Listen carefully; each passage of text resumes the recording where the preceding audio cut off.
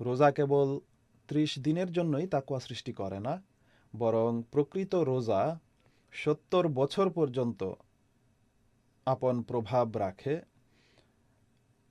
আর আমরা যদি এই দৃষ্টিকোণ থেকে দেখি তাহলে দেখব একজন সাবালক মুসলমানের উপর রোজা ফরজ হওয়ার পর এই রোজা থেকে সত্যিকার কল্যাণ লাভ করে ও রোজার মূল তত্ত্ব বুঝে যে ব্যক্তি রোজা রাখে, সে রোজার মাঝে যেসব কল্যাণ আল্লাহ তাআলা রেখেছেন তা থেকে সারা জীবন কল্যাণ লাভ করতে থাকবে এবং তাকওয়ার পথসমূহ সন্ধান করতে থাকবে, যা রোজার মূল উদ্দেশ্য। এভাবে সে আল্লাহ তাআলার অসন্তুষ্টি থেকে রক্ষা পাবে এবং ক্রমাগতভাবে তার সন্তুষ্টি অর্জন করতে থাকবে।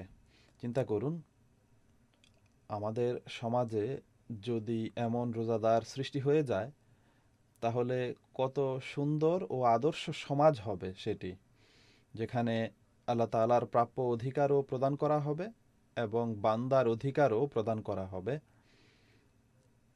আর এটি সেই সুন্দর আদর্শ সমাজ যা প্রতিষ্ঠা করার স্বপ্ন প্রত্যেক মুমিন দেখে, বরং প্রত্যেক মানুষ নিজের অধিকার লাভ নিশ্চিত করার জন্য এমন সমাজ প্রতিষ্ঠিত রাখার চেষ্টা করে।